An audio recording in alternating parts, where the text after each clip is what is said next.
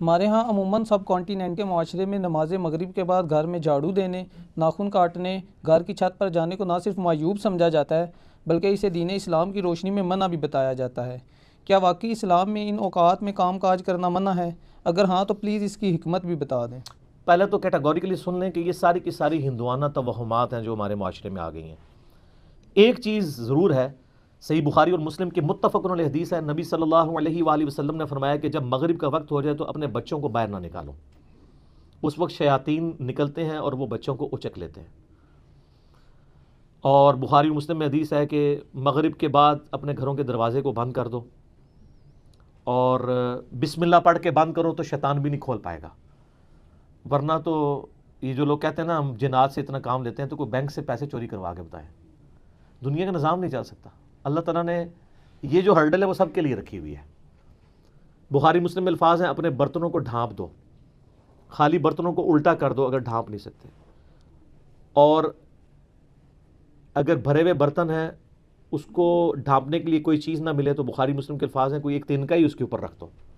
اور مسلم شریف میں حدیث ہے کہ ایک رات سال میں ایسی آتی ہے جس میں اللہ تعالیٰ کی طرف سے کئی ایک مرض آتے ہیں اور وہ ایسے برتن میں داخل ہو جاتے ہیں جن برتنوں کو کھلا رکھا ہوا ہوتا ہے۔ تو نبی صلی اللہ علیہ وآلہ وسلم نے یہ ساری انسٹرکشنز فرمائی۔ پھر بخاری مسلم میں یہ بھی حدیث ہے کہ نبی علیہ السلام نے فرمایا رات کو چراغ بجھا کے سو۔ بعض اوقات آپ علیہ السلام نے فرمایا کہ جو وہ چوہا ہے وہ دیے کی بتی کو لے جاتا ہے اور گھر میں آگ لگ جاتی ہے، بلکہ بخاری مسلم میں یہ بھی موجود ہے کہ نبی علیہ السلام کے مبارک زمانے میں ایک گھر کو آگ لگی اور سارے گھر والے جل گئے اور وہ اسی طرح لگی تو آپ علیہ السلام نے منع فرمایا۔ اور اس کو آپ آج کل کے اعتبار سے دیکھ لیں، یہ سوئی گیس کے ہیٹر یا اور بھی آگ والی کوئی بھی چیزیں رات کو بند کر کے سونا چاہیے۔ آئے دن ابھی تک واقعات ہو رہے ہیں کہ لوگ مرتے ہیں، لوڈ شیڈنگ ہوتی ہے، جب گیس آتی ہے تو آٹومیٹک ہیٹر تو آپ کو پتہ ہے 15-20 ہزار روپے کا ملتا ہے۔ ہمارے جو عام 2,500-3 ہزار والے ہیں ہیٹر، یہ تو جب گیس آئے گی تو دوبارہ چلنا شروع ہو جائیں گے، اور ظاہر ہے وہ پائلٹ بھی بجھ گیا ہوتا ہے۔ ایک ظلم تو یہ کر رہے ہیں نا، اتنی گیس لے جاتے ہیں کہ پائلٹ بھی نہیں چلتا، اگر پائلٹ جلتا رہے نا تو دوبارہ گیس آئے تو ہیٹر چل اٹھے۔ اسی طریقے سے آج کل آپ کو پتہ ہے وہ چونکہ پائلٹ جو کی بھی گیس نہیں رہتی ہے تو وہ گیزر بھی رات کو بند ہو جاتے ہیں، ورنہ پہلے جو لوڈ شیڈنگ ہوا کرتی تھی نا اس میں پائلٹ بند نہیں ہوتا تھا، اتنی گیس ضرور رکھتے تھے تو رات کو جب صبح فجر کے وقت جب گیس واپس آتی تھی تو دوبارہ گیزر، اب تو روزانہ گیزر بھی آن کرنا پڑتا ہے۔ آٹومیٹک تو تھوڑے لوگ ہی افورڈ کر سکتے ہیں، اتنے مہنگے ہیں۔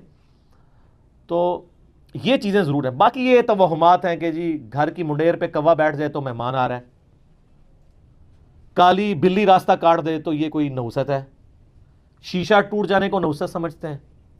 اچھا کہتے ہیں جوتی پہ جوتی چڑھی ہو تو سفر لکھا ہے، تو میں اکثر کہتا ہوں میری جوتی پہ جوتی چڑھا دیں آپ روزانہ کے لیے، میں تو جاتا ہی نہیں ہوں کہیں، اس طرح سفر نہیں ہوتا۔ آٹومیٹکلی بھی کئی بار میری جوتی پہ جوتی چڑھی ہوتی ہے، میں تو مہینوں نہیں نکلتا ہوں، ضرورت ہی نہیں پڑتی۔ تو یہ ہیں ساری چیزیں جو توہمات سے تعلق رکھتی ہیں، اور نبی علیہ السلام نے ان چیزوں کو کنڈیم فرمایا۔ قرآن حکیم میں واضح آیت ہے، سورہ بنی اسرائیل میں 36 نمبر آیت، جو 10 کمانڈمنٹس آئی ہیں نا، 9th کمانڈ ہے وَلَا تَقْفُ مَا لَيْسَ لَكَ بِهِ عِلْمٌ إِنَّ السَّمْعَ وَالْبَصَرَ وَالْفُؤَادَ كُلُّ أُولَٰئِكَ كَانَ عَنْهُ مَسْئُولًا۔ اے انسان کسی چیز کی پیروی اس وقت تک مت کر جب تک کہ تیرے پاس اس کے بارے میں ڈیفینٹ علم نہ آ جائے۔ بے شک کان، آنکھیں اور عقل، دل یا دماغ کوئی بھی چیز، عقل، اس کے بارے میں تم سے پوچھا جائے گا۔ ان 3 چیزوں کو استعمال کر کے تم نے حق بات تک پہنچنے کی کوشش کیوں نہیں کی؟ اور یہ زلزلہ کیوں آتا ہے؟ اور یہ گائے نے ایک سینگ کے اوپر زمین اٹھا رکھی ہے، جب تھک جاتی ہے دوسرے پہ اٹھاتی ہے تو زلزلہ آ جاتا ہے۔ اب یہ توہمات ہیں، وہ کتنی بڑی گائے ہے، کدھر ہے، سب جھوٹ ہے۔ اسلام ان چیزوں کو نہیں مانتا، یا سائنس پروف کر دے مانیں گے۔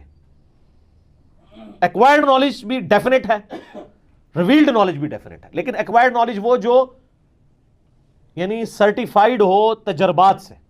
مثلا یہ چیز بالکل اسٹیبلش ہے کہ پیٹرول سے آگ بھڑکتی ہے، کبھی ایسا نہیں ہوا کہ آگ کے اوپر پیٹرول پھینکا جائے تو پانی کی طرح اس کو بجھا دے، تو یہ بالکل definite physical phenomena of nature ہے۔ یہ قرآن و سنت کی اتنا حجت ہے، اتنا حجت ہے کہ آپ دیکھیں حضرت ابراہیم علیہ السلام نے نمرود کو جس دلیل پہ خاموش کروایا تھا وہ ہے ہی یہی تھی کہ میرا رب وہ ہے جو مشرق سے سورج نکالتا ہے، اگر تو رب ہے تو مغرب سے نکال کے بتا، تو ہکا بکا رہ گیا تھا کافر۔ اب یہ سائنٹیفک ایک فینومینا تھا جو حضرت ابراہیم علیہ السلام نے سامنے پیش کیا۔ اللہ تعالیٰ کے جو یہ فزیکل فینومینا ہیں اتنے محکم ہیں کہ کبھی کبھار ہی ٹوٹتے ہیں۔ آگ ایک ہی دفعہ ٹھنڈی ہوئی ہے ابراہیم علیہ السلام کے لیے، روز روز تو نہیں ہوتی۔ کعبے کو بھی اللہ تعالیٰ نے ابرا کے لشکر سے ایک ہی دفعہ بچایا ہے، اس کے بعد تو یزید کے دور میں خانہ کعبہ کے اوپر چڑھائی ہوئی ہے اور غلاف کعبہ کا کچھ حصہ جل گیا. اس کے بعد پھر حجاج بن یوسف کی چڑھائی کے دوران خانہ کعبہ کی دیوانیں منہدم ہو گئیں, کچھ نہیں ہوا. واقعہ حرہ میں مدینہ شریف کی حرمت پامال ہوئی. دنیا بقدر ایفرٹ ہے. آپ لا کہتے ہیں بزرگوں نے دنیا کا نظام سنبھالا ہوا ہے, کوئی فرق نہیں پڑتا. یہ چیزیں بقدر ایفرٹ چل رہی ہوتی ہیں. باقی یہ جتنے توہمات ہیں کہ شام کے وقت جناب وہ آپ جھاڑو نہیں دے سکتے, کیوں نہیں دے سکتے؟ کامن ہے. ناخن نہیں کاٹ سکتے. اور میں نے تو گھروں میں لڑائیاں ہوتی دیکھی ہیں اس بات کے اوپر. خامد بیویوں کو ڈانٹ رہے ہیں, مائیں بچوں کو ڈانٹ رہی ہیں, رات کے وقت کو ناخن کاٹ لے, اور ان سے یہ پوچھیں کہاں لکھا ہوا ہے, تو نہ ان کو پتا نہ ان کو بتانے والوں کو پتا. سارے سنا کے سننی ٹنی, پڑھ پڑھا کے سننی بڑھو. اسلام میں کوئی ایسی چیز نہیں ہے کہ آپ اس کی بنیاد کے اوپر لوگوں کو مصیبت میں ڈال دیں. جو چیزیں منع کرنے والی تھی وہ کر دی گئی ہیں. وہ میں نے آپ کو بتا دیا ہے کہ رات کے وقت بچوں کو نہیں نکالنا آپ نے, مغرب کے وقت, وہ ساری چیزیں اپنی جگہ موجود ہیں. اچھا ہوتی کوئی یعنی 10 چیز موجود ہے, اس کے ساتھ صفر لگا کے اس کو 100 کر دیتے ہیں, کوئی اور صفر لگا کے 1000 کر دیتا ہے. اس طریقے سے بڑھاتے چلے جاتے ہیں, غلوف کرتے جاتے ہیں. حقیقت میں وہ چیز بڑی تھوڑی ہوتی ہے. اس طریقے سے دین میں خود ایگزیجریشن کرنا, لڑائی جھگڑے کرنا. بھائی صفائی تو نصف ایمان ہے. صحیح مسلم میں 534 نمبر حدیث ہے, صفائی نصف ایمان ہے. وہ صفائی کے لیے کوئی ٹائمنگ نہیں بتائے گی, جس وقت مرضی آپ کریں صفائی.